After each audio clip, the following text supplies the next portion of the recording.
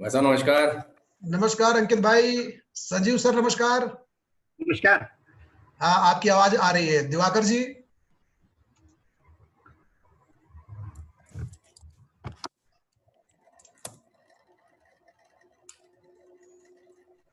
दिवाकर जी नमस्कार। नमस्कार सारे लोगों को। चलिए, आपका अभी एक नवीन सिन्हा जी ने जो है, नवीन जी आप, नवीन सिन्हा जी का परिचय हो जाए बाकी सभी साथियों से।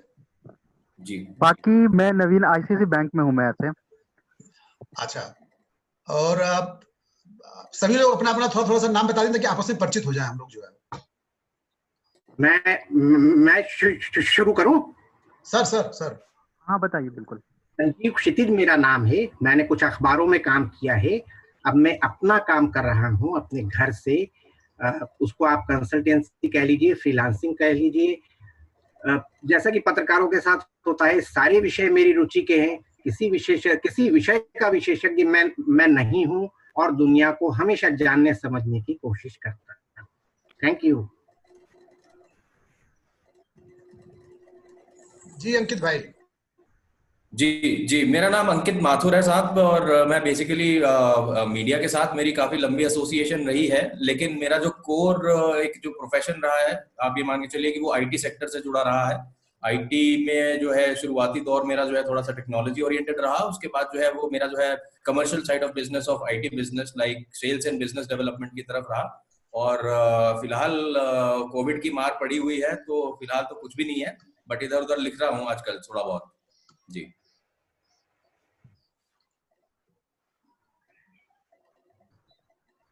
हाँ दिवाकर जी।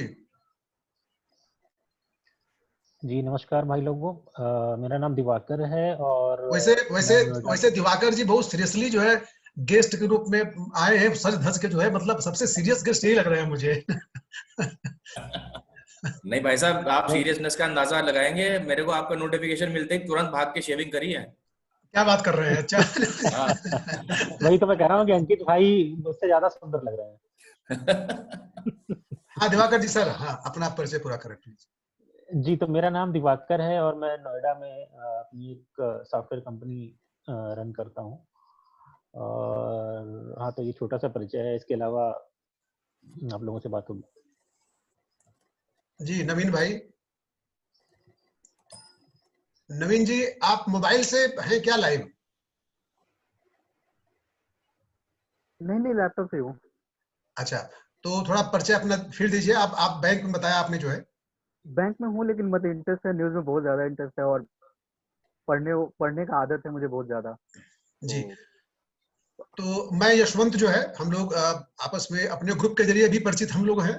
तो एक शुरुआत करते हैं हम लोग। जूम की बहुत चर्चा है और काफी बड़े बड़े दिग्गज लोग जूम के जरिए इस समय प्रेस कॉन्फ्रेंस कर रहे हैं। कई चैनल के साथी जो है, जो चैनलों में नहीं है घर पे हैं, उन्होंने जूम के जरिए अपने यूट्यूब के डिबेट्स वगैरह ऑर्गेनाइज करना शुरू कर दिया है। अभी एक विवेक सत्यमित्रम एक मित्र हैं जो अपना चैनल चलाते हैं मीडिया सेंट्रिक यूट्यूब पे, तो उन्होंने कल मुझे अपने डिबेट में आमंत्रित किया और मैंने ज्वाइन किया जूम। तो मुझे भी लगा कि हम लोगों को भी एक बैठना चाहिए और अपनी बातचीत करनी चाहिए। तो मोटा मोटी कल हम लोगों ने जो बात की थी वो टॉपिक है कोरोना, और कोरोना के चलते जो जीवन है और वो किस रूप में हम लोग विजुलाइज कर पा रहे हैं। कितना कुछ बदल गया इंसान, कितना कुछ बदल गई धरती, कितना कुछ बदल रहा है। और खासकर एक बड़ा मुद्दा है जो कल केंद्र सरकार ने जो एडवाइजरी जारी की है 2 पन्ने की, वो बड़ा अलार्मिंग है। उस एडवाइजरी का मतलब ये है कि सब कुछ भगवान भरोसे छोड़ दिया गया है, आपको खुद बचना है। और बल्कि दूसरा पक्ष उसका यूं भी है कि पूरे देश को छोड़ दिया गया है। वो एक जो हार्ड इम्यूनिटी वर्ड है, लोग संक्रमित हों और उससे इम्यूनिटी के जरिए जीते, और फिर मतलब ऐसे है जो बुजुर्गों को बचना पड़ेगा। तो यही ओवरऑल टॉपिक है। इसमें हम लोग कोई भी, मतलब टेलीविजन में जो डिबेट होता है कि एकदम शुद्ध विषय केंद्रित रखते हैं और एकदम जो एंकर पूछता है वही जवाब देना है, तो यहाँ ऐसा कुछ नहीं है। हम सब एंकर हैं और हम सब गेस्ट हैं, ऐसा हम लोग फील करें। और थोड़ा यूट्यूब पे मैंने देखा है जो डिबेट कर रहे हैं लोग, जूम के जरिए, वो बड़ा ट्रेडिशनल सेटअप, मतलब हमसे लगता है कि हमारे अवचेतन में टेलीविजन के डिबेट की छाया पड़ी हुई है, हम वैसा ही कुछ करना चाहते हैं जी। तो यहाँ पे हम लोग एक बदलने की कोशिश करें, मतलब उसमें बदलना मैं अकेले नहीं कर सकता हूँ, कोई भी बोल रहा है तो दूसरा आदमी घुस सकता है उसमें, ये भारतीय परंपरा है और ये भारतीय स्वभाव है, लेकिन उसे बात फिर पूरी करने दें, अपनी बात घुस के कहें और फिर उसे बात पूरी करने दें, और क्षमा भी मांग सकते हैं कि भाई मैं घुस रहा हूं, इसके लिए क्षमा प्रार्थी हूं। तो मतलब ये ना रहे कि आपका टाइम शुरू होता है, अब आप खत्म कर दीजिए, घंटी बजर बज गया। तो ये मोटा मोटी हम लोग बना लेते हैं, टॉपिक भी यही रखेंगे ऐसा नहीं है, टॉपिक भी हम लोग बहुत सारा बदल सकते हैं। जैसे आप बैंकिंग से जुड़े हुए हैं नवीन जी, कुछ अपना बताएं। अभी अंकित माथुर जी ने जिस डिबेट में शामिल हुए थे वो दारू पे केंद्रित थी कि कोरोना में मदिरा की बंदी और न बंदी, तो उस पे मतलब आप दारू के बड़े पक्षधर हैं और उसको जो है बहुत ही दावे के साथ अपनी बात रखते हैं, तो आप भी अपनी बात कर सकते हैं। और जो जाप पे संकट है, जो पर्यावरण और जो गंगा वगैरह जो ठीक हुई है, तो बहुत ही ब्रॉडर पर्सपेक्टिव है इसमें। आप क्या बताना चाहेंगे, आप क्या योगदान करना चाहेंगे, या आपसे पूछा जाए कि आप अपने ऑडियंस को क्या कहना चाहेंगे, तो मुझे लगता है कि एक प्लेटफॉर्म हम लोगों का है। तो बातचीत हम लोग शुरू करते हैं। सबसे पहले दिवाकर जी चूंकि बहुत पढ़ते लिखते हैं, तो उनसे मैं चाहूंगा कि ये जो 2 पन्ने की गाइडलाइन है सरकार की, उससे क्या लग रहा है कि मतलब अब अगर कोई आदमी इन्फेक्टेड हो गया तो सरकार जरूरी नहीं है उसको भर्ती करे, ऐसा कुछ है क्या? नहीं, अभी तो जी, ये गाइडलाइन 8 मई को जारी हुई थी, और इसमें ये जो भारत सरकार की रोजाना 4 बजे प्रेस कॉन्फ्रेंस होती है, उसमें इसका जिक्र किया गया था। तो उन्होंने बाकायदा उसका पूरा फ्लो चार्ट एक जारी किया था कि किस तरह के पेशेंट को कैसे हैंडल करना है। तो उसमें जो निष्कर्ष निकल कर आ रहा है वो ये आ रहा है कि आपको टेस्टिंग कम से कम कैसे करनी है। तो उसमें ये कहा जा रहा है कि आपको अगर कोरोना के लक्षण दिख रहे हैं तब भी आपकी टेस्टिंग नहीं होगी। अभी तक तो ये था कि कोरोना के लक्षण दिख रहे हैं, आप डॉक्टर के पास जाइए, उनको बोलें कि आप टेस्ट कराना चाहते हैं, तो आपकी टेस्टिंग हो जाती थी। जी। पर अब ऐसा नहीं होगा। अब उसमें कहा जा रहा है कि पहले तो आपको घर पर ही क्वारंटाइन किया जाएगा या फिर ऑब्जर्वेशन में रखा जाएगा। अगर आपके माइल्ड सिम्टम्स हैं, अगर माइल्ड से थोड़े ज़्यादा हैं, मीडियम सिम्टम्स हैं, तो कोरोना केयर सेंटर या कोरोना हेल्थ सेंटर इन्होंने जो बनाए हैं, जो कि कोरोना हॉस्पिटल से एक श्रेणी और 2 श्रेणी नीचे आते हैं, तो उसमें भर्ती किया जाएगा। पर उसमें भर्ती करने के बावजूद आपका टेस्ट नहीं किया जाएगा। टेस्ट तभी किया जाएगा जब माइल्ड और मीडियम से आगे जाकर आपको सीरियस सिम्टम्स आने लग जाएंगे। तो ये सरकार की उसको अगर हम 2 शब्द में, जैसे एडवाइस। कॉमन मैन 2 शब्द में समझाना चाहे कि भाई अब आप अपना रक्षा, अपना इलाज खुद करें, और सरकार आपके लिए नहीं है कुछ करने जा रही, ऐसा कुछ है क्या? जी, उसमें कुछ इसी तरह की बात निकल कर इसलिए आती है कि जब संक्रमण चालू होता है तो उसके लगभग 2-4 दिन 6 दिन के बाद में आदमी सीरियस हो सकता है। हमने देखा है कि दिल्ली पुलिस का एक जवान शाम को बीमार हुआ और सुबह उसकी मृत्यु हो गई कोरोना से ही। तो ऐसा नहीं था कि वो एक ही दिन बीमार हुआ होगा, उसका 3-4 दिन 5 दिन पहले से ही कुछ लक्षण आ रहे होंगे, उसने इग्नोर किया होगा। तो अब ऐसे केसेस में जब आप हॉस्पिटल में पहुंचेंगे और जब आप घोषित हो जाएंगे कि कोरोना आपको है, उससे पहले तो आप घोषित ही नहीं होंगे। तो जब कोरोना आप घोषित होंगे तब आप इतनी सीरियस कंडीशन में पहुंच जाएंगे कि उस आपके इलाज लिए का मतलब मुश्किल हो नहीं, उस सकती है। इलाज का भी मतलब नहीं होगा अगर भर्ती करके सरकार इलाज भी जी करती है उस दौरान। जी, तो उसमें दिक्कत बस ये है कि कोरोना की दवाई तो हालांकि नहीं है, लेकिन कुछ मेडिकेशन चल रहे हैं, जैसे कि HCQ है, रेमडेसिविर है। तो ये कुछ एक HIV की दवाई है और दूसरी एक जनरल वायरल दवाई है। तो इन दवाइयों का उपयोग डे 1 से स्टार्ट हो जाता है अगर आप कोरोना घोषित हो जाते हैं। अब अगर आप घोषित नहीं है कोरोना से, तो आपको फिर कुछ भी नहीं मिलने वाला है और आपको ऑब्जर्वेशन में रखा जाएगा। बस ये इंश्योर किया जाएगा कि बाकियों को ना हो।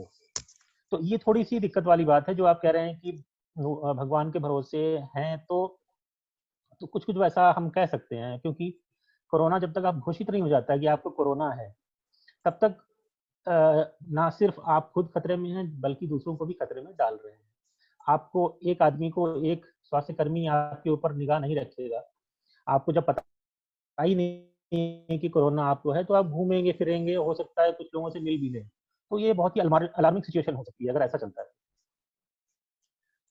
बहुत बढ़िया सर। अभी हमारे साथ लक्ष्मी नारायण शुक्ला जी भी जुड़ गए हैं, जो कि भारत समाचार चैनल में काम करते हैं और मार्केटिंग फील्ड के आदमी हैं। आपका स्वागत है लक्ष्मी भाई। और कई लोग जुड़ रहे हैं, जुड़ने का प्रयास कर रहे हैं, लेकिन कई लोग कनेक्टिविटी पुअर है, तो मैं उनको फिर रिमूव कर दे रहा हूँ, जो लोग विजिबल नहीं हो पा रहे हैं। संजीव सर काफी सीनियर जर्नलिस्ट हैं और हमारे संपादक रहे हैं अमर उजाला बनारस में। और मतलब इनके बारे में प्रिंट मीडिया में ये है कि बहुत ही शब्दों और कल्पनाओं के जादूगर हैं, है ना, कि बहुत ही मतलब एक परफेक्शन के साथ जो काम किया जाता है वो मैंने आपसे ही सीखा है। तो संजीव सर, ये कोरोना का जो पीरियड है वो मतलब मैं पर्सनली कहूं तो मुझे लगता है जैसे कि मैं जमाने से चाह रहा था कि चीजें रुक जाएं, स्टॉप हो जाएं, और वो हो गई। जैसे हम लोग चाहते हैं कि मतलब कई कई दिन तक ऑफिस न जाना पड़े, कई कई दिन तक कोई आपसे पूछे नहीं कि आप सोए क्यों पड़े हुए हो।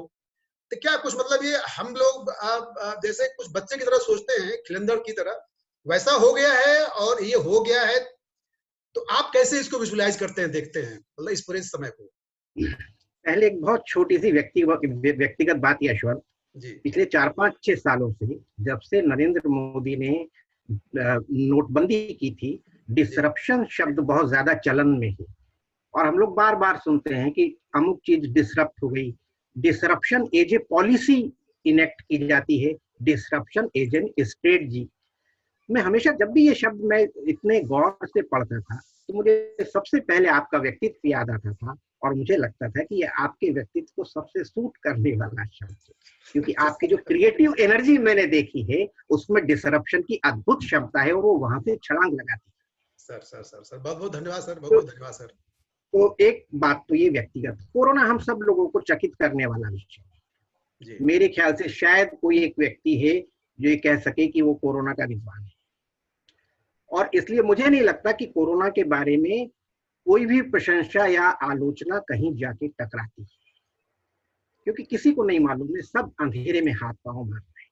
वो महाशक्ति अमेरिका हो, जिस चीन में इसका उत्स हुआ है वो चीन हो, या दुनिया के दूसरे देश हो, या भारत जैसे देश हो, हम सब के लिए कोरोना एक अंधी दुनिया है और हम सब इसमें जानने और समझने की कोशिश कर रहे हैं। ये जो लक्षण विहीन या एसिम्प्टोमेटिक शब्द है, ये अभी बात की इजाद है। इसके पहले सिम्टम्स होते थे और इन सिम्टम्स के हिसाब से अस्पतालों में इलाज किया जाता था, दुनिया भर के अस्पतालों में, स्पेन रहा हो, इटली रहा हो, अमेरिका रहा हो, सारी जगहों पर। और वो इलाज भी कोई निश्चित इलाज नहीं थे। वो कोशिश करते थे कि जरा ट्राई कर लें, इस मरीज के लक्षण मलेरिया की तरह हैं तो क्या मलेरिया की कोई दवा लग जाएगी, अमुक चीज का है तो क्या अमुक चीज की कोई दवा लग सकती है। और सब ट्राई कर रहे थे। उसमें कुछ 4-5 दवाई जिनके नाम हम सब लोगों को मालूम है, वो कुछ ज्यादा मरीजों के साथ हिट हो गई और कुछ ज्यादा मरीज उससे स्वस्थ हो गए। मुझे ऐसा लगता है कि कोरोना से जो मरीज स्वस्थ हो रहे हैं उसमें दवाइयों का वैसे भी कम योगदान है। आपकी अपनी शारीरिक क्षमता, रोग प्रतिरोधक क्षमता, आपका खान पान, आपका स्वभाव, आपका चाल चलन, इस पर इसका बड़ा कोरोना के हमले और उसके जो परिणाम हैं उस पर इसका बहुत ज्यादा असर मेरे ख्याल से पड़ रहा है और ये अलग अलग देशों में दिखाई देता है। नॉर्थ ईस्ट आप देखिए, तमाम ठंडे देश दुनिया के कोरोना की वजह से ध्वस्त, और आप स्पेन, पूरा यूरोप ले लीजिए, और इसलिए एक थ्योरी चल निकली कि जो गर्म देश है वहां पे बेहतर स्थिति है। भारत में निश्चित रूप से बेहतर स्थिति है, लेकिन आप मणिपुर, अरुणाचल प्रदेश, सिक्किम और इन जगहों को क्या कहेंगे जो बहुत ही ठंडी है, वहां पे एक भी केस नहीं है। तो अगर आप भौगोलिक रूप से एनालाइज करें, जितना मैं देख पाता हूँ, उसमें अनेक अंतर्विरोध हैं, अनेक कंट्राडिक्शन है। यहाँ तक कि जो हुबेई प्रांत है उसकी जलवायु में भी बहुत भिन्न है, लेकिन एक जैसे परिणाम वहां। चीन के हुबेई प्रांत में समुद्र और पहाड़ दोनों है वहां पे। दूसरा मुझे ये लगता है कि अगर हम हर व्यक्ति, मतलब आप किसी भी देश का, अगर अमेरिका की स्वास्थ्य और चिकित्सा पद्धति कुछ नहीं कर पाई। तो भारत जैसे देश का तो हमने 70 सालों में कोई सिस्टम ही डेवलप नहीं किया है। केरल ने पिछले मतलब केरल को जिस बात का श्रेय दिया जा रहा है, वो श्रेय असल में इबोला और सार्स जैसी दो बीमारियों को देना चाहिए, जिनके 5-7 साल पहले आने के कारण उनको विकसित करना पड़ा। अदरवाइज ना हम पे कोई महामारी पहले आई, ना हमने कोई विकसित किया। हम तो लाख लोग टीबी और इन चीजों से मर जाने देते थे। भारत जैसे देश में कोई इसका इलाज नहीं है, जब तक अभी कोई वैक्सीन नहीं मिलती है, जब तक कोई, क्योंकि अगर वो अस्पताल में आपको ट्रीट करेंगे तो क्या ट्रीट करेंगे। ये जैसे मैं कभी कभी ये सोचता हूँ कि कल मुझे अगर कोरोना हो जाता है तो मैं क्या करूँगा। मैं सबसे ज्यादा रिलाय करूंगा गर्म पानी के उपचार। मैं गर्म पानी पीऊंगा, गरारे करूंगा, और इस तरह की तमाम, वो मुझे अगर क्वारंटाइन करते हैं, सरकारी तंत्र अगर मुझे क्वारंटाइन करता है तो ये तो सुविधाएं दे। बिल्कुल। दिक्कत ये है कि अभी जो मैं सुन और पढ़ रहा हूँ, मैं अपने घर पे अपने परिवार को भी इन्फेक्ट करूंगा, इसलिए वो मुझे एक जो मेडिकल क्वारंटाइन सुविधा में रखेंगे, जो उचित भी है, बिल्कुल ठीक है। लेकिन मैं जैसी रिपोर्ट्स और कई सारे वीडियो अभी मैंने देखे हैं, उनमें यह है कि आपके पास मतलब वो वहां पे वे सुविधाएं भी नहीं देते जिनसे आप खुद को स्वस्थ कर सकते हैं, कोरोना से मुक्त कर सकते हैं। ये कुछ कंट्राडिक्शंस है, लेकिन इतनी बातें इनिशियली मेरे मन में आती हैं। और सब लोग, आप लोग अभी कुछ कहेंगे? सर, अंकित माथुर भाई, आप भड़ास जब ब्लॉग हम लोगों ने शुरू किया था उस समय से आप जुड़े हुए हैं। पहले आप जर्नलिस्ट थे सहारनपुर में और बाद में टेक्नोक्रेट बने। तो आपके अतीत में मतलब आपने भी काफी ट्रांजिशन और काफी जो है फील्ड देखे हैं करियर के, और कई देशों में जाते रहते हैं आप अपने बिजनेस के लिहाज से। और गुड़गांव जैसे एक बहुत ही इंडस्ट्रियल और आईटी के हब के साथ आप जुड़े हुए हैं। तो आप कोरोना का जो ये पूरा दौर है और इसे कैसे देखते हैं, क्या देखते हैं, और मतलब निजी तौर पे आपने क्या क्या झेला, क्या क्या महसूस किया? जी, तो सबसे पहले तो जैसा कि सब लोगों की एक ही आम राय है इस दुनिया में इस समय की एक ऐसी बीमारी निकल के आई है जिसके बारे में किसी को कोई सिरा अभी तक जो है वो मिल ही नहीं पा रहा है। आप ये मान के चलिए कि जैसे अभी सर बता रहे थे कि उन्होंने जो है वो गर्म पानी पीने की इच्छा रखते हैं या वो तमाम और इस तरीके की चीजें रखना चाहते हैं। तो दीज आर ऑल एक तरीके से कहा जाए तो ये अनसब्सटैंशिएटेड थ्योरीज हैं। इनका कोई साइंटिफिकली प्रूवन कोई एनालिसिस या कुछ रिजल्ट लेकिन जो भारत सरकार की आयुष मंत्रालय की गाइडलाइन है और तमाम जो गाइडलाइन देशों में है उसमें गर्म पानी, इवन जो ट्रीटमेंट चलता है कॉलेजों में वहां भी लोगों ने बताया है कि गर्म पानी ही दिया जाता है पीने के लिए। मतलब फिलहाल जी, ये बात मैं आपकी मानता हूँ, ये बात मैं आपकी बिल्कुल मानता हूँ कि हाँ इस तरीके की जो गाइडलाइंस हैं कुछ देशों के गवर्नमेंट्स में भी निकाली है और कुछ लोग जो है इसको अमली तौर पे जो है इस्तेमाल भी कर रहे हैं। लेकिन मैं आपको एक किस्सा बताना चाहूंगा कि लॉकडाउन के तीसरे चौथे दिन मेरे एक अच्छे मित्र हैं जो कि न्यूरो फार्माकोलॉजिस्ट हैं और वो इस समय जो है न्यू जर्सी, अमेरिका के न्यू जर्सी जो है स्टेट, वहां पे वो इस समय मौजूद है। तो उनका बेसिकली काम ही ये होता है कि किसी भी पर्टिकुलर नई बीमारी के ऊपर जो दवाइयां आती हैं उन चीजों का मस्तिष्क के ऊपर पड़ने वाला प्रभाव, ये तो खैर उनका प्राइमरी फील्ड ऑफ स्टडी है। लेकिन चूंकि वो इतनी एडवांस साइंस में है तो मैंने उनसे पूछा था कि इंडिया में भी बहुत प्रोग्रेस हम लोगों को ऐसा लग रहा है, जितना कि हम न्यूज चैनल्स के माध्यम से देख रहे हैं कि हम लोग बहुत नजदीक पहुंच रहे हैं। एक ब्रेक थ्रू जो है हम शायद बहुत जल्द प्राप्त कर लेंगे और ओवर द काउंटर शायद हम लोगों को इस साल के एंड से पहले कुछ इसका जो है वैक्सीन या कोई एक प्रॉपर रेमेडी मिल जाए। तो उन्होंने यही चीज मुझे बताई कि ये एक पर्टिकुलरली जो लोग क्लेम कर रहे हैं, जितने भी कर रहे हैं, जिस भी तरीके से कर रहे हैं, वो हो सकता है कि वो सही दिशा में क्लेम कर रहे हो, बट इस पर्टिकुलर प्रोसेस की इतनी जटिल प्रक्रियाएं हैं, इतने ज्यादा स्टेप्स होते हैं इस चीज में कि इसमें अगर युद्ध स्तर पे भी पूरा विश्व भी साथ में जुड़ के लगे तो आप मान के चलिए कि 12 महीने तो मिनिमम है जो एक इसका जो है इलाज आ जाए। तो मेरा तो अपना व्यक्तिगत स्तर पर मानना यही है कि prevention is always better than cure. तो जितने भी एहतियात बताए गए हैं, जो भी सोशल डिस्टेंसिंग की नॉर्म्स हैं, जो आपकी हैंड सैनिटाइजेशन की, अपने आप को खुद को साफ सुथरा और अपने खान पान को एक जो है स्वस्थ तरीके से और अपने इम्यूनो सिस्टम को जो है वो आप थोड़ा सा मजबूत करके चलें, मेरे हिसाब से तो वो चीज जो है वो हमें फॉलो करनी चाहिए। लेकिन अंकित भाई, जो ये एक बड़ी चर्चा है भारत में शराबियों के बीच जो है कि 2 पैग मार लेने से जो है मतलब कोरोना का असर उतना ज्यादा नहीं रहेगा, इस पे क्या मानते हैं? क्या मतलब, हालांकि सरकार खंडन कर चुकी नहीं है इस नहीं, बात का। देखिए ये सिर्फ वो कहते हैं ना कि दिल बहलाने को गालिब, ये ख्याल अच्छा है, लेकिन इसके पीछे भी कोई ऑथेंटिक या कोई ऐसी किसी मेडिकल जर्नल या किसी साइंटिफिकली बैक्ड कोई स्टडी नहीं है जो इस चीज को समर्थित करती हो। ये सिर्फ एक चर्चा का विषय है। हो सकता है कुछ लोग इसको मजाक के तौर पर भी कहते हो कि भाई जो हम लोगों की तरह मान लीजिए जैसे कि जो इसको प्रेम करते हैं, तो ये शायद हो सकता है उन लोगों का अपना व्यक्तिगत स्तर पर मानना हो, बट मैं ये नहीं मानूंगा कि ये कोई रेमेडी है। आपके नजर में मोदी सरकार कोरोना को रोकने को लेके कितनी सफल या असफल है? मतलब दोनों में से अगर आपको चुनना हो, क्योंकि अभी एक जो भक्त चैनल है, टाइम्स सारी कोई एक चैनल है, उसने बताया कि बहुत सफल हैं और बहुत लोकप्रियता बढ़ गई है मोदी जी की। आप इस पे मतलब क्या मानेंगे? देखिए मैं इस चीज के ऊपर ये तो नहीं कहूंगा कि ये आपके जो जो भी आपने कदम उठाए हैं सरकारी तौर पर वो सफल हुए हैं, क्योंकि अगर ये सफल हुए होते तो आप ये मान के चलिए कि पहले 30,000 पेशेंट्स जो हमारे हुए हैं हिंदुस्तान के अंदर, उनको 1.5 से 2 महीने का समय लगा, और ये जो नेक्स्ट 30,000 की जो वेव है ये बहुत ही ज्यादा कम समय में एकदम से आई है। और लॉकडाउन ठीक है, चलिए कुछ लोगों का ये भी मानना है कि इसको बहुत पहले से स्क्रीनिंग एयरपोर्ट पे शुरू कर देनी चाहिए थी, बहुत पहले से लॉकडाउन को इम्प्लीमेंट कर दिया जाना चाहिए था। मुझे लगता है ये भी एक जल्दबाजी में लिया हुआ कदम है। हालांकि ये मैं इस बात से सहमत हूँ कि लॉकडाउन वगैरह की जो है कोशिशें पहले ही हो जानी चाहिए थी। तो इसमें मैं ये नहीं मानता कि गवर्नमेंट जो है अपने प्रयासों में सफल रही है पूर्ण रूप से। खासतौर से यदि आप जो है माइग्रेंट वर्कर्स की अगर आप देखें, जो श्रमिक वर्ग के जो बंधु हैं, जो बेचारे एक जगह से दूसरी जगह जाने पे उनके साथ रोजाना ना जाने कितनी तादाद में हादसों की खबर हम लोगों तक पहुंच रही है, और मतलब ये स्थिति बहुत भयावह है। मैं नहीं कहता कि जो है गवर्नमेंट हमारी जो है पूर्ण रूप से सफल रही।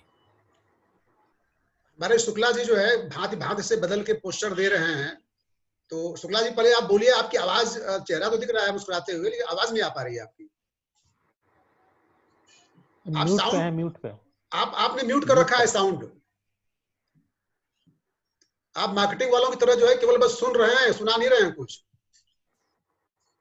मार्केटिंग वाले तो सुनते कहाँ हैं, बोलते रहते हैं। हम इनको छेड़ रहे हैं ना ताकि कुछ बोले। मुझे लगता है कि एज अ इनको होस्ट एज अ होस्ट आप भी इनको अनम्यूट कर सकते हैं यशवंत भाई। हैं? हाँ, अब आ गए, अब आ गए। आ गए, हाँ आप भी इनको अनम्यूट कर सकते हैं। हाँ हाँ हाँ, बोलिए भाई। शुक्ला जी, इस कोरोना पीरियड में आपका अपना निजी अनुभव क्या रहा है? जैसे मैं देखा कि मैंने बहुत सारे लोग जो है शराब के लिए बड़े बेचैन रहे, तो जुगाड़ करते फिर रहे थे जी। अपने पास तो सर पूरा गोदाम उपलब्ध था हमेशा से। लेकिन देखिए, ये हम लोग का जो इंटरव्यू है, एक तो आप धूम्रपान कर रहे हैं, ये ठीक नहीं है। ये रिकॉर्डेड मोड में ये पब्लिश होगा जो है। और लेकिन सही, चलिए, मतलब आपने ट्रेडिशनल जो टीवी डिबेट का फॉर्मेट है उसको तोड़ा आपने। हमारे कई एंकर जो है मीडिया के, वो दारू तो पीते हैं ब्लैक टी के नाम पे, जैसे मैंने नींबू रखा हुआ है, नींबू पानी जो है, लेकिन सिगरेट मैंने पीते हुए स्टूडियो में किसी को नहीं देखा। सब मार्केटिंग वाले हैं। नहीं, अच्छी बात है। देखिए, यही तो एक अलग एलिमेंट होना चाहिए। हाँ, एक तरीके से स्टेरियोटाइप नहीं टूट रहा है जी सर, अभी तक यूज नहीं कर पा रहे थे, म्यूट अनम्यूट आवाज नहीं आ रही थी, सारी चीजें चल रही थी। अभी तो प्रॉपर आ गया है, आवाज भी आ रही है, सब हमारी आवाज भी जा रही है। आपके लिए कोरोना का टाइम जो मार्केटिंग फील्ड के लोग हैं, उनके लिए भी बड़ा मुश्किल वक्त है, क्योंकि एक तो रेवेन्यू बहुत घट गया है। तो मीडिया में जो मार्केटिंग है उस पर क्या असर पड़ा है कोरोना का? सर सबसे बड़ी चीज ये है ना कि कोई भी आज की डेट में एडवर्टीजमेंट देने को तैयार नहीं। संस्थान लगातार दबाव बना रहा है। अच्छा, उनकी मजबूरी भी ये है कि अगर एडवर्टीजमेंट होगा सैलरी कहां से देंगे। तो हम लोग तो मानसिक तौर पे ये मान चुके हैं कि सैलरी मिलनी ही नहीं है। ये क्लियर कट मान लिया है कि ना मिले तो भी ठीक है। जब फील्ड में बिजनेस नहीं तो कोई पैसा क्यों देगा। जी, या आपका इंटरनेट कनेक्शन अनस्टेबल दिखा रहा है और आवाज कई बार, मतलब पिक्चर कई बार फ्रीज हो जा रही है आपकी। हम लोग नवीन सिन्हा जी से बात करते हैं। नवीन सिन्हा जी, आप सर बताएं कुछ। आप बैंकिंग सेक्टर से जुड़े हुए हैं, तो इकोनॉमी पे काफी बातें लिखी कही जा रही हैं, कोरोना के लॉकडाउन का साफ साफ है, लेकिन निजी तौर पे आपको कैसे इसने प्रभावित किया? देखिए, पहली चीज ये है कि हम लोग मतलब बैंकिंग सेक्टर में कभी सोच नहीं सकते थे कि वर्क फ्रॉम होम हो सकता है। पहली चीज तो ये थी कि work from home banking sector में कभी सोचा नहीं गया था। तो पहली चीज तो वर्क फ्रॉम होम का एक अलग एक्सपीरियंस सबको हो रहा है। और अच्छी चीज है कि मैं जिस बैंक से जुड़ा हूँ तो हमने कम से कम इतना प्रेशर नहीं कि हमें बैंक जाना है, हम लोग वर्क फ्रॉम होम ही करें। यहाँ तक सेफली है कि हाँ नहीं जाना है, मतलब बाहर नहीं जाना है। लेकिन हाँ हर बड़े मतलब ये बड़ा बैंक इसलिए ये अफोर्ड कर पा रहा है, छोटा बैंक में भी इस चीज को अफोर्ड ना कर पाए। दूसरी चीज ये है कि मतलब इसमें एक चीज अच्छा है कि वर्क फ्रॉम होम एक नई चीज डेवलप हो रही है काम करने का।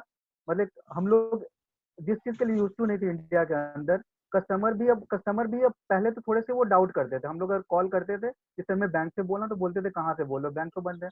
फिर उन्हें भी धीरे धीरे इलाज हो रहा, अच्छा वर्क फ्रॉम होम क्योंकि से बोलें। फ्रॉड बहुत हो चुका है ना, मतलब वो फोन करके जो हाँ बहुत हो फ्रॉड, चुका है। हाँ उसपे एक वेब सीरीज भी है, जामताड़ा। कौन सा है हाँ अंकित भाई जो वेब सीरीज है जो बैंकिंग फ्रॉड पे है, साइबर फ्रॉड पे जी है? वही जामताड़ा, जी जामताड़ा। जी जी जी जी। जामताड़ा जी तो 5 पर। उस कई बार कस्टमर को डाउट होता है तो फिर हम अपने ऑफिशियल मेल से मेल भेजते हैं, तो कहीं ना कहीं थोड़ी सी उसको ऑथेंटिकेटेड लग जाती है कि हाँ ऑफिशियल मेल से मेल भेज रहा है। और दूसरी चीज ये है कि हाँ मतलब दूसरी चीज कि बैंक भी सॉफ्टवेयर और इन सब चीजों पे बहुत काम कर रहा है। जब कस्टमर पहले हम लोग कभी भी मतलब वीडियो कॉल में कस्टमर से वेरिफिकेशन नहीं करते थे, हमारा पूरा प्रोसेस था फिजिकल वेरिफिकेशन था। अब क्या है कि हम कस्टमर से वीडियो कॉल में वेरिफिकेशन कर रहे हैं, कस्टमर से हम वीडियो कॉल में बात करें, कस्टमर से सारी चीजें हम मतलब वीडियो कॉल के थ्रू वेरीफाई करने की कोशिश कर रहे हैं। मैक्सिमम अवॉइड करें कस्टमर के पास जाना ही ना पड़े। अभी तक तो खैर गया नहीं और जाने की जरूरत भी नहीं पड़ रही है।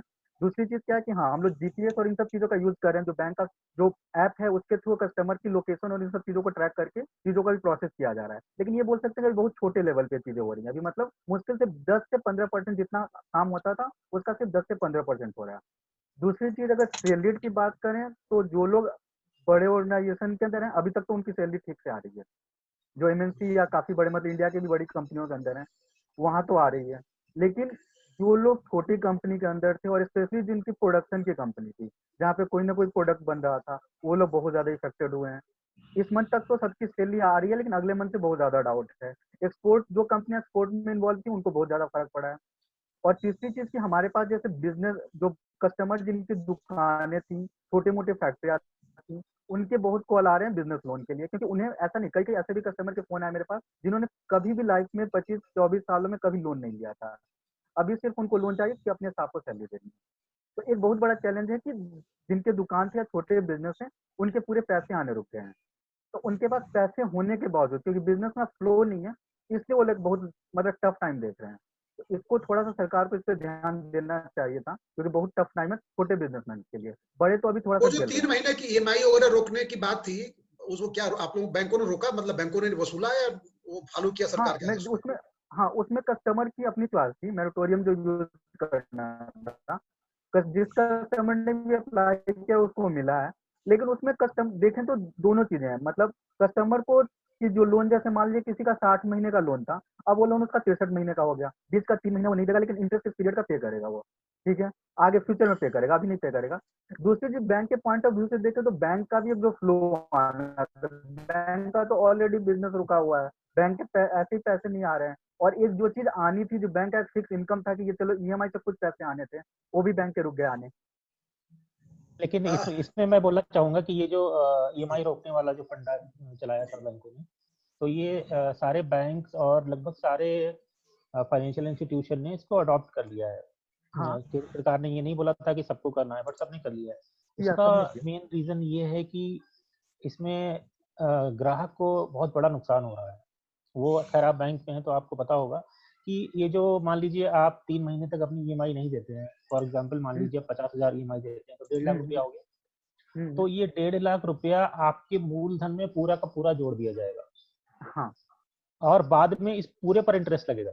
हाँ अभी क्या है कि अभी 50,000 रुपए में इंटरेस्ट भी है और आपका मूलधन भी है, आप इंटरेस्ट पे करते हुए चल रहे हैं। लेकिन अगर आपने 3 महीने पे नहीं किया तो ये 1.5 लाख पूरा का पूरा ऐड हो जाएगा। अगर आपका 15 साल का लोन है नहीं तो 15 साल का 3 महीने आगे बढ़ेगा, लेकिन इसमें 3 मैं महीने आगे चीज आपको बढ़ने के साथ में आपको पूरे पर इंटरेस्ट भी देना है। तो ग्राहक को बहुत ही बड़ा उसमें चूना लगा है एक्चुअली। अच्छा, नहीं एक तो एक बैंक जो जो है इस पे हम लोग आपसे सिर्फ इंटरेस्ट बैंकिंग वाले एस्पेक्ट पे हम लोग बात करेंगे फिर कभी जो है, क्योंकि मुझे लगता है कि हम लोगों ने बहुत ब्रॉड टॉपिक चुन लिया है, उसमें बैंकिंग भी है, इकोनॉमी भी है, एंटरटेनमेंट भी है, जर्नलिज्म भी है। तो हम लोग उसको आगे हम लोग थोड़ा सा और उसको मतलब ले जाएंगे, टू द पॉइंट टॉपिक करेंगे। हम लोग जो ये पहली बार जूम के जरिए एक डिबेट कर रहे हैं, और तो उसमें कुछ खास बातें हैं। खास बातें ये हैं कि हम लोगों के गेस्ट तय नहीं थे, हम लोगों ने एक लिंक अपने ग्रुप में डाल दिया, जो जिस ग्रुप को हम लोग आजकल चला रहे हैं। तो उस ग्रुप में जो जो साथी ने ज्वाइन किया आया और वो जुड़ गया। तो मुझे मतलब होस्ट को खुद पता नहीं है कि गेस्ट कौन आने वाले हैं, और ये बड़ा अच्छी बात है। और भारतीय मीडिया जो चैनल हैं उन लोगों को चैलेंज है कि वो लोग भी ऐसा ही कुछ करके दिखाएं, वो लिंक डालें, जो उस पर जुड़े ऑनलाइन वही उसका वक्ता हो, ताकि मतलब जो गेस्ट जुड़ जाएं वो फिर उस चैनल वालों को बताएं कि आजकल आप लोग किस तरह की जो है पत्रकारिता की राजनीति कर रहे हैं।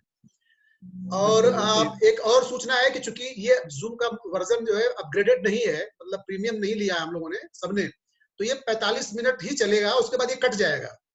तो उससे लंबा करने की जरूरत भी नहीं है। तो एक तो ये है कि जब बंद हो जाए तो हम लोग मान लें जो है कि हम लोगों का डिबेट जो है भगवान जी ने खत्म कर दी, तो यहाँ खत्म होने की भी कोई सीमा नहीं है। 45 मिनट का सर बिना विज्ञापन का डिबेट है।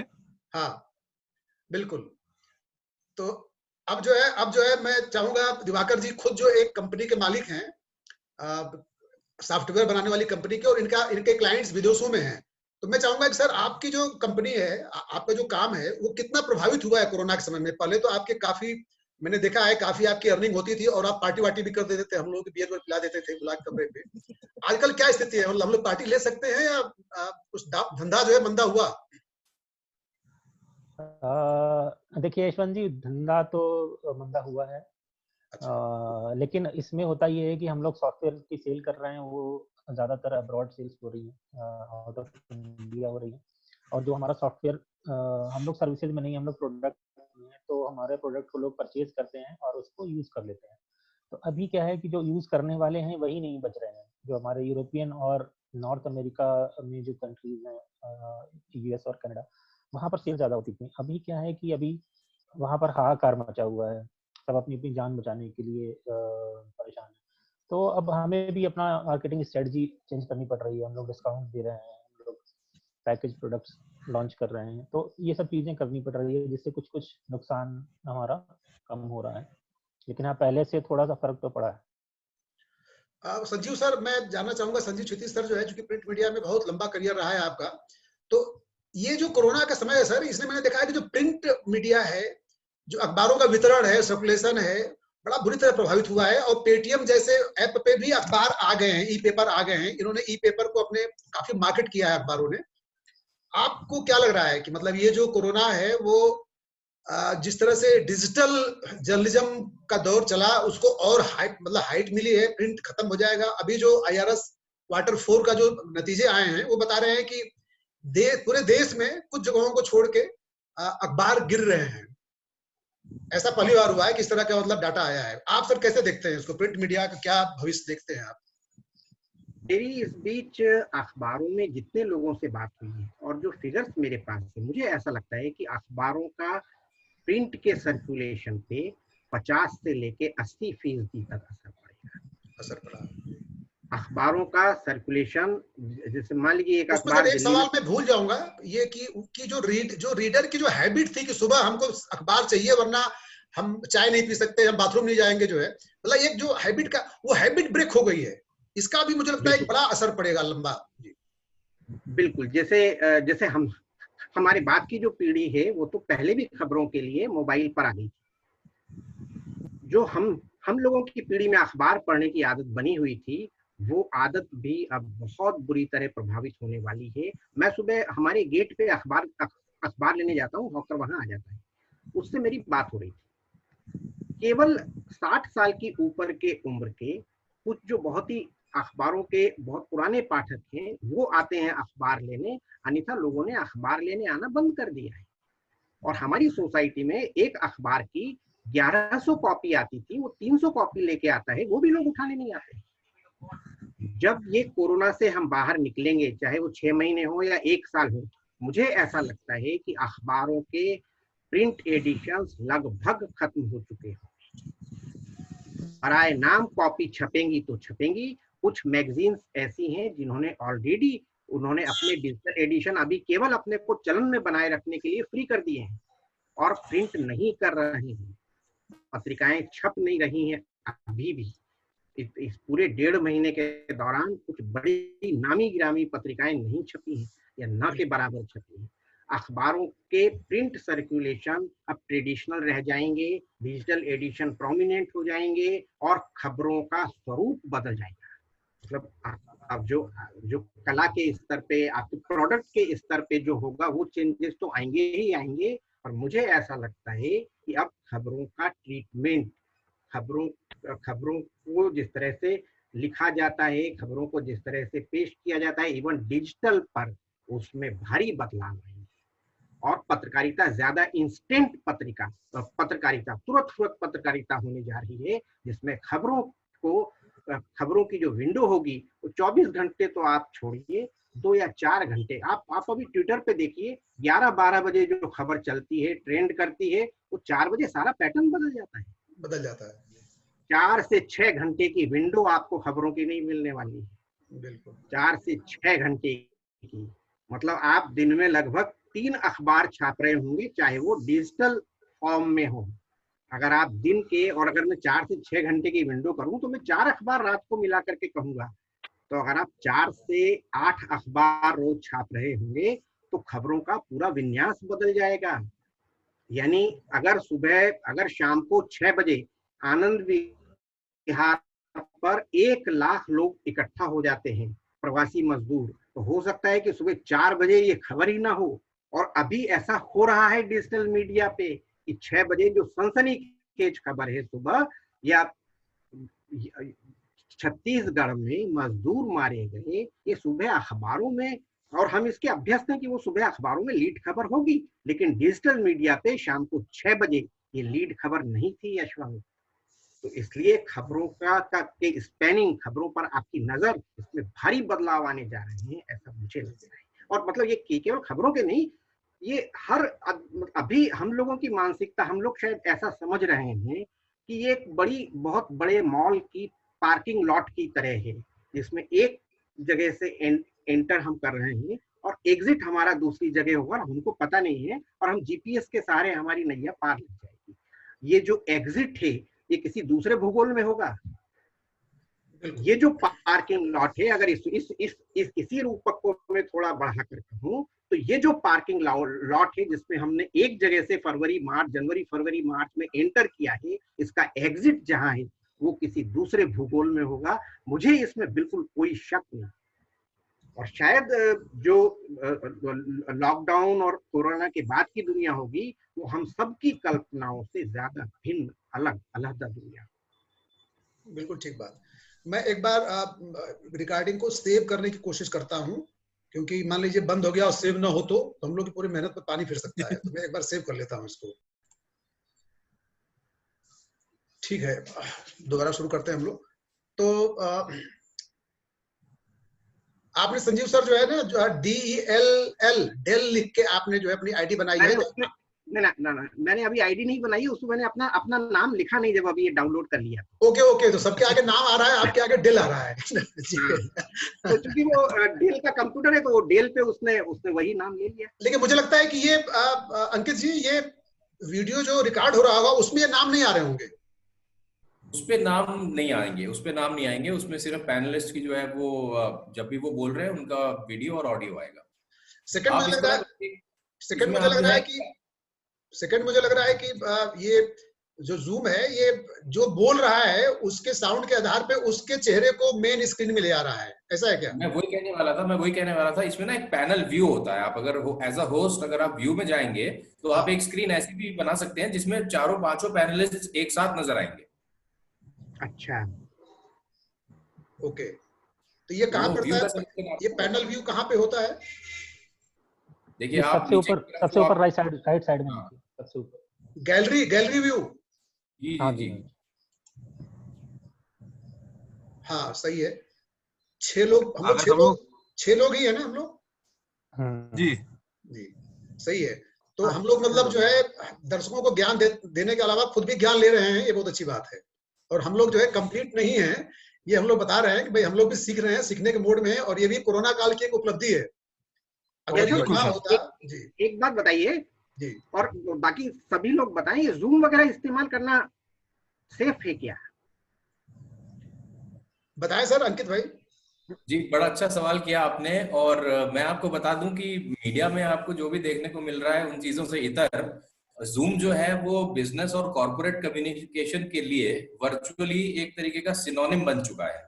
तो मैं भी अपने जो मेरे फॉरेन क्लाइंट्स वगैरह होते हैं जिनसे मेरी किसी भी तरीके की कोई भी कॉन्वर्सेशन होती है, चाहे वो किसी भी सब्जेक्ट के ऊपर हो, वो जूम पर ही होती है।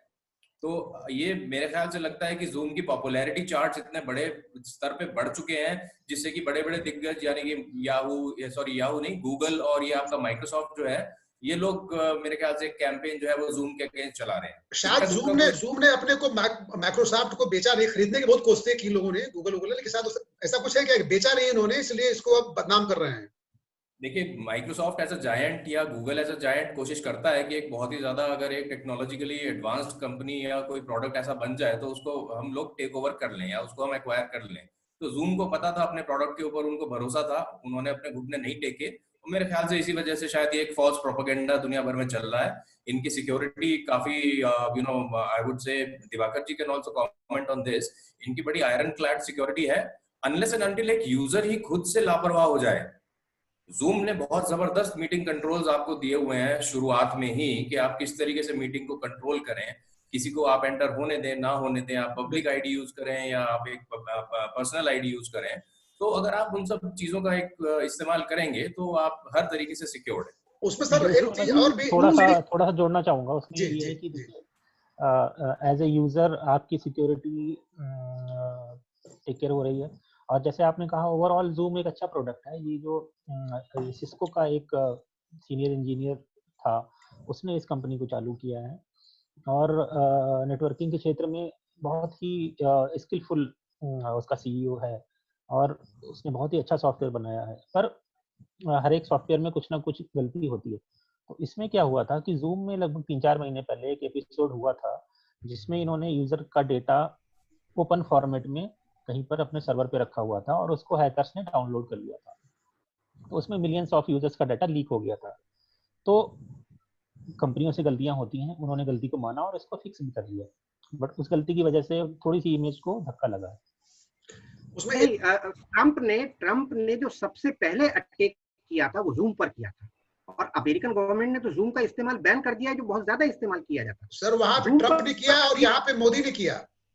मोदी ने किया, उन्होंने भी यहाँ पे एडवाइजरी इशू की कि सरकारी दफ्तर जूम न इस्तेमाल करें। राहुल गांधी ने जिस दिन जूम पे प्रेस कॉन्फ्रेंस की थी उसके अगले दिन एडवाइजरी जारी कर दी। अच्छा, उसके अगले दिन की थी। हाँ, ये बिल्कुल हो सकता है। तो ये चीन और अमेरिका की जो स्लग फेस थे, पॉलिटिकल रस्साकशी चल रही है, उसका भी एक हिस्सा हो सकता है जूम। पर एक जनरल सवाल ये है कि क्या हिंदुस्तान में चीन की तरह बाहर के सारे सोशल मीडिया प्रोडक्ट्स बंद करके अपने सोशल मीडिया प्रोडक्ट डेवलप करने चाहिए? क्या ये मोदी जी कर रहे हैं और ये कितना जरूरी है? मोदी जी अपना इंडिया का व्हाट्सएप बनवा रहे हैं, अभी 1 से 2 महीने में वो लॉन्च होने वाला है। अच्छा, मैं और कहना चाह रहा था कि जो हम सब लोग हैं, तो जो पीछे का व्यू है सबसे शानदार दिवाकर जी का है। फिर नंबर 2 पे जो है, मतलब भारतीय नेशनल टीवी चैनल्स के हिसाब से बता रहा हूँ, फिर अंकित जी का है ना। और संजीव सर का बिल्कुल लग रहा है कि घर में बैठे हुए हैं, पीछे से जो है भाभी जो अगर आ रही है जा रही है तो बहुत सहज है आपका। मेरे पीछे देखिए जो है वो कपड़ा टांगने वाला सब फूटी वूटी है, मैंने कपड़े हटा दिए थे कम से कम की लाज बची रहे और हमारे शुक्ला जी जो है, लक्ष्मी नारायण शुक्ला जी, कार में बैठे हुए हैं। कार में है सर जी। नहीं, शुक्ला जी अभी सबसे पहले एक मॉडल शॉप का बैकग्राउंड आ रहा था। शुरुआत में मॉडल शॉप आ रही थी, वहां पे बैठा हुआ था, फिर वहां से मैं कार में आ गया। अच्छा, आपको मतलब जब लगा कि कुछ सीरियस बहस हो रही है तो फिर कार में आ गए, वरना आपने ऐसे ही मतलब यूं ही ले रहे थे आप अनुभव ले रहे हो तो क्या हो रहा जी। अच्छा, मतलब आप मजा लेने के मकसद से घुस गए हैं, आपको तुरंत रिमूव किया जाता है नहीं है, इतना पता था कोई ना कोई सीरियस कंटेंट है, लेकिन अब पहली बार जूम में आए तो सीख रहे थे कि देखते क्या होता है, कैसे करना है। देखिएगा, मतलब ऐसा ना हो कि फिर हम लोग कंपनी को टक्कर देने लगिएगा आप जूम सीख के जो है सबसे बड़ी चीज तो ये है ना कि अगर मीडिया खत्म हो तो मार्केटिंग वाले कहाँ जाएंगे, कुछ ना कुछ तो नया करना पड़ेगा ऐसे। सही बात। तो आप सोचिए और बताइए हम लोगों को कि हम लोग जो डिस्कशन है इसको कैसे बेचें, कौन सा विज्ञापन ले आए, इसको स्पॉन्सर कौन। जैसे हर डिबेट का एक स्पॉन्सर होता है। रवीश के प्राइम शो का जो है पतंजलि आटा होता है, रामदेव का, नहीं सर, इसमें ये कर सकते हैं, जैसे अभी स्कूलों की प्रॉब्लम है, स्कूल विलेन में आ रहे हैं, तो कई स्कूलों को डिबेट में लेके रिकॉर्डिंग डालने से ये 25-50 हजार तो दे ही देंगे। क्या बात है। बहुत बढ़िया, फिर हम लोग पार्टी कर लेंगे उसकी। इसके बाद से आबकारी वाले हैं, दुकानों का लाइसेंस, उनकी फीस में इशू है, उनको बुला लीजिए, वो भी दे देंगे। सही बात, सही बात, सही बात। नया आइडिया है। बिल्कुल ठीक बात है। तो हम लोग आज के लिए हम लोग इतना ही रखते हैं, क्योंकि मतलब जी सर। बहुत सारे टॉपिक्स हम लोगों ने बात करी और खुल के बात हुई, और इसमें कहीं कोई डिबेट वाला भय नहीं सर। मैं जब टेलीविजन चैनलों पे कभी जाता हूँ तो उसमें बड़ा सांस रोकना पड़ता है, ऐसा लगता है कि पता नहीं कौन सी डिबेट में आ गया हूँ, मतलब बड़ा सीरियस होना पड़ता है। यहाँ पे मुझे लगा नहीं कि मैं कोई डिबेट करा रहा हूँ या डिबेट में पार्टिसिपेट कर रहा हूँ। आप लोगों को बहुत बहुत धन्यवाद। अब कोशिश ओपन है करेंगे कि जी हाँ, बोलिए शुक्ला जी। हम कह रहे हैं सबसे बड़ी चीज एकदम ना इजी फील हो रहा है, कोई कॉन्सेप्ट नहीं है कि ऐसा नहीं है कि वैसा नहीं है, आपने बहुत कुछ ज्यादा इजी इजी वे। फील करा दिया धुआं फेंक के जो है। ये अपना ब्रांड है, भड़ास का ब्रांड है, जो जैसे तो वैसे डिबेट करो। बिल्कुल बिल्कुल। तो ये आज पहली कोशिश है जिसमें हम लोगों ने सबसे बड़ी बात की, जूम के प्लेटफॉर्म पे हम लोगों ने जूम के बारे में भी बात कर ली जी। तो सबसे ये बड़ी बढ़िया चीज है। है कि जून में पहली मीटिंग अच्छी रही। और हमारे संजीव क्षितिज सर जो कि वरिष्ठ पत्रकार हैं, वरिष्ठतम पत्रकार हैं, आप शामिल हुए, आपका बहुत बहुत आभार। और मतलब आपके शामिल होने से थोड़ा हम लोगों की बहस की सीरियसनेस और स्तर थोड़ा अपग्रेड हुआ, अच्छा हुआ, वरना हम लोगों को बहुत हल्के में लेते लोग जो है। आपकी जरा धन्यवाद सर, नवीन भाई, दिवाकर भाई, अंकित भाई, सबका बहुत बहुत आभार। इसको बस अब तुरंत बनाने जा रहा हूँ और इसको अब अपलोड करते हैं। प्रणाम प्रणाम। हम तो सर बीच में जबरदस्ती। नहीं नहीं सर, अरे हमारे यहाँ सब साथी हैं, चाहे घुसे हों चाहे बुलाए गए हों। धन्यवाद।